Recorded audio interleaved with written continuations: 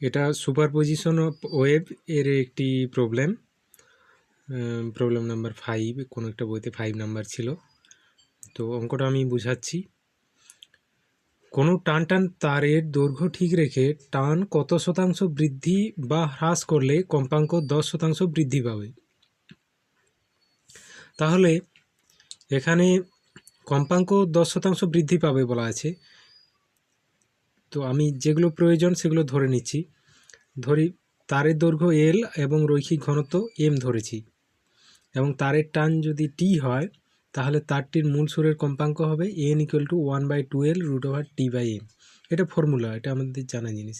একটা এল দৈর্ঘ্যের তারের যদি রৈখিক ঘনত্ব অর্থাৎ প্রতি একক দৈর্ঘ্যে ভর এম এবং তারটা যদি টি টান করা থাকে তাহলে তার মূল সুরের কম্পাঙ্ক n = 1/2L√T/m হয়। তাহলে এখান থেকে দেখতে পাচ্ছি তারের দৈর্ঘ্য যদি অপরিবর্তিত থাকে এবং তারটা যদি একই তার হয় সেক্ষেত্রে একক দৈর্ঘ্যে ভরও অপরিবর্তিত, অর্থাৎ এই দুটো জিনিস ধ্রুবক। এল এম ধ্রুবক, আবার 2 সংখ্যা 1/2 এটাও ধ্রুবক। অর্থাৎ ডান পক্ষে চলরাশি রয়েছে শুধু টানটি। টান আমরা হ্রাস করতে পারি, বৃদ্ধি করতে পারি, যেটা অঙ্কতে বলা আছে। আর বাম পক্ষে কম্পাঙ্কও সে তার সঙ্গে সম্পর্কযুক্ত। তাহলে দেখা যাবে কীরকম সম্পর্কযুক্ত না n ভ্যারাইজ উইথ √t হবে, যেহেতু √tটা উপরে রয়েছে। বাকি √m এটা তো নিচে রয়েছে।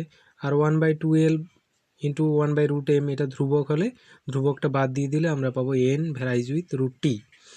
সুতরাং টান বৃদ্ধি করলে তারের মূল সুরের কম্পাঙ্ক বৃদ্ধি পাবে, যেহেতু সমানুপাতিক। সে বর্গমূলের সাথে সমানুপাতিক হলেও সমানুপাতিক হওয়ার জন্য টান বৃদ্ধি পেলে কম্পাঙ্ক বৃদ্ধি পাবে। তাহলে এটা যদি প্রথম ক্ষেত্রে আমরা ধরে নিই যে টি টানের জন্য কম্পাঙ্ক n, তাহলে দ্বিতীয় ক্ষেত্রে তারটির মূল সুরের কম্পাঙ্ক কত, এটা কোশ্চেনে দেওয়া আছে 10% বৃদ্ধি পাবে।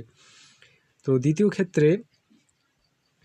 ক্ষেত্রে কম্পাঙ্ক হবে, ওটা n' ধরেছি, n' = n ইন্টু, যেহেতু 10% বৃদ্ধি পায় সুতরাং n এর 110% হবে। n যেটা কম্পাঙ্ক আগে ছিল তার 110% হবে দ্বিতীয় ক্ষেত্রে কম্পাঙ্ক। তাহলে n × 110/100, এটা সিম্পলিফাই করলে 11n/10 পাচ্ছি। দ্বিতীয় ক্ষেত্রে তারটি টান ধরে নিচ্ছি t'। তাহলে একই রকম সম্পর্ক অনুযায়ী আমরা বলতে পারি এই n'-টাও √t' সাথে ভেরি করবে। অর্থাৎ দুটো সম্পর্ক থেকে আমরা, যেহেতু সমানুপাত তাই n/n' সমান ডান দিকেও √t/t' হবে। যেহেতু nটা √t এর সাথে সমানুপাতিক তাই উপরে n হলে উপরে t এবং রিলেটেড, নিচে n হলে নিচে t'। এটা নিশ্চয়ই বুঝতে পারা যাবে। তারপর রুট তোলার জন্য উভয় পক্ষে স্কোয়ার করা হচ্ছে। এবারে আমার প্রয়োজন t' বের করার, সেই জন্য আমি ডান পক্ষটাকে উল্টে বাম দিকে নিয়ে এসেছি।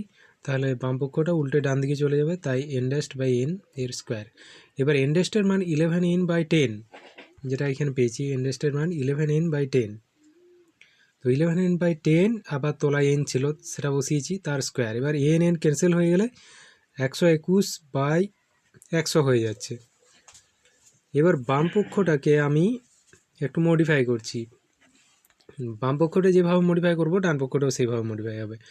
বাম পক্ষে দেখো যেটা করা হচ্ছে, যেটা লব ছিল লব মাইনাস হর ডিভাইডেড বাই হর, ডান পক্ষে অনুরূপ করা হবে লব minus Har divided by Har.